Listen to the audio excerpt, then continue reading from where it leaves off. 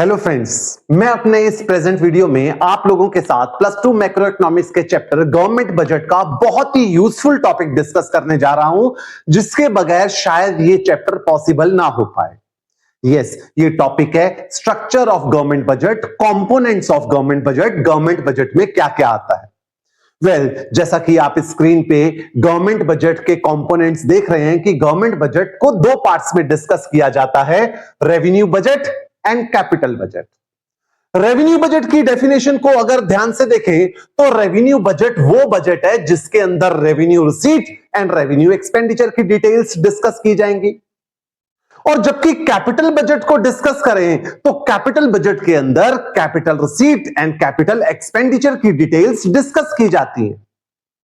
अब सवाल यह पैदा होता है, क्या है रेवेन्यू रिसीट, क्या है रेवेन्यू एक्सपेंडिचर, क्या है कैपिटल रिसीट, क्या है कैपिटल एक्सपेंडिचर। इन सभी को डिटेल में एक एक कर हम डिस्कस करेंगे। आपके सामने रेवेन्यू रिसीट की डेफिनेशन है। ये गवर्नमेंट की मेन इनकम होती है, गवर्नमेंट ज्यादातर इसी के ऊपर डिपेंडेंट होती है। इसके दो फीचर हैं। ये ऐसी इनकम है जिससे गवर्नमेंट का एसेट रिड्यूस नहीं हुआ, मींस गवर्नमेंट को कुछ बेचना नहीं पड़ा।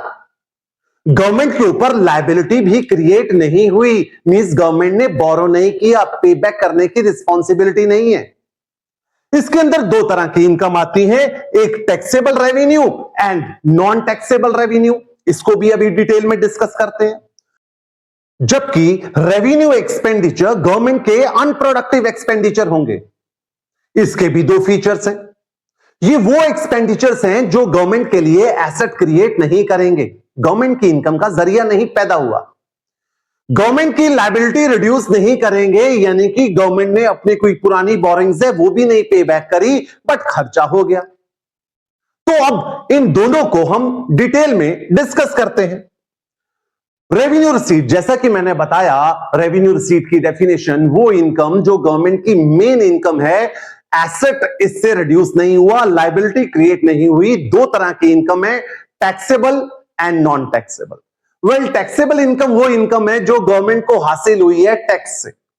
अब ये टैक्स कई तरह के हो सकते हैं, direct, indirect, progressive, regressive, degressive, proportional. But plus two syllabus की गाइडलाइंस को अगर ध्यान से देखें तो हमें सिर्फ और सिर्फ डायरेक्ट और इनडायरेक्ट टैक्स डिस्कस करना है। Direct tax, for example income tax, ये वो टैक्स है जो जिस पर्सन पे लगेगा वही पे करेगा, इसकी बर्डन को शिफ्ट नहीं किया जा सकता। इनडायरेक्ट टैक्स लगता तो प्रोड्यूसर पे है, पे करता है कंज्यूमर, यानी कि इसकी बर्डन को शिफ्ट किया जा सकता है।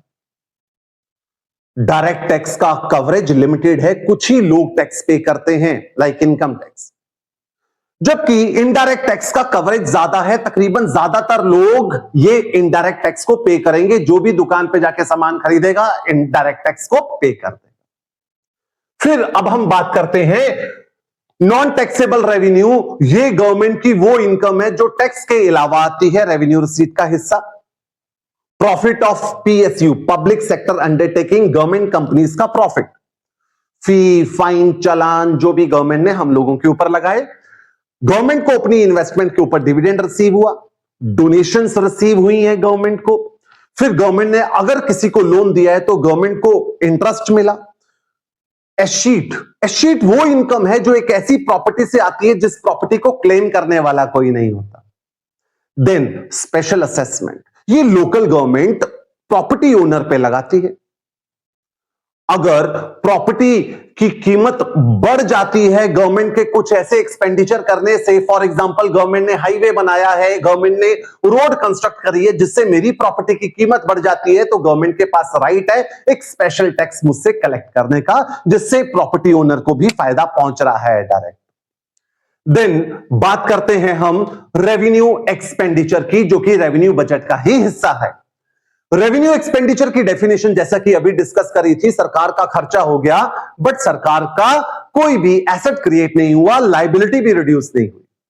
फिर कौन से खर्चे?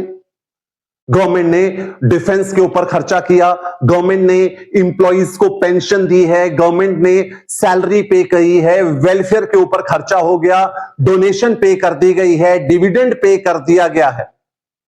ये सारे ऐसे खर्चे हैं जो एसेट क्रिएट नहीं कर रहे एंड लायबिलिटी रिड्यूस नहीं कर रहे। देन दोस्तों हम बात करेंगे कैपिटल बजट की। जिस तरह से रेवेन्यू बजट के दो पार्ट थे, रेवेन्यू रिसीट, रेवेन्यू एक्सपेंडिचर, ठीक इसी तरह कैपिटल बजट के भी दो पार्ट्स हैं, capital receipt, capital expenditure. Capital receipt government की वो इनकम है जो गवर्नमेंट को मिलेगी अगर गवर्नमेंट कोई अपना एसेट बेच दे, यानी कि ये एसेट रिड्यूस कर देगी। ये वो इनकम है जो लायबिलिटी क्रिएट कर देगी, क्योंकि गवर्नमेंट को ये पैसा बाद में वापस करना होगा, जैसे कि बोरिंग्स। एग्जाम्पल के तौर पे selling of public sector undertaking, government ने अपनी कंपनी बेच दी, गवर्नमेंट ने अपनी कंपनी के शेयर्स बेच दिए और गवर्नमेंट ने बोरो कर लिया, रिकवरी ऑफ लोन, मैंने किसी को लोन दिया था, वो लोन वापस ले लिया, इससे मेरा एसेट रिड्यूस हो जाता। देन बात करते हैं हम कैपिटल एक्सपेंडिचर। ये सरकार का ऐसा एक्सपेंडिचर है जिसकी वजह से सरकार का एसेट क्रिएट हो जाएगा और लायबिलिटी रिड्यूस हो जाएगी। एसेट क्रिएट हो जाएगा, गवर्नमेंट ने कोई कंपनी सेटअप करी है, इंफ्रास्ट्रक्चर के ऊपर खर्चा किया, रोड्स, बिल्डिंग्स, ये सब बनाए गवर्नमेंट। गवर्नमेंट ने अपने जो पुराने लोन थे ये पे बैक कर दिए, इससे लायबिलिटी रिड्यूस हो गई। गवर्नमेंट ने किसी दूसरी कंट्री को लोन दे दिया, इससे एसेट क्रिएट हो गया। सो दोस्तों आई बिलीव जो मैंने आपके साथ गवर्नमेंट बजट का स्ट्रक्चर डिस्कस किया, जो कि रेवेन्यू बजट, कैपिटल बजट है, और रेवेन्यू बजट के अंदर दो part, revenue receipt, revenue expenditure, capital budget के अंदर दो part, capital receipt, capital expenditure, इनकी डेफिनेशन और इनके सब कंपोनेंट्स जरूर समझ आए होंगे, बिकॉज जब आप इनके कंपोनेंट्स को समझोगे तभी आप नेक्स्ट स्टेप आगे जा सकते हो, जो कि है बजट डेफिसिट। मैं अपनी नेक्स्ट वीडियो में जरूर डिस्कस करूंगा।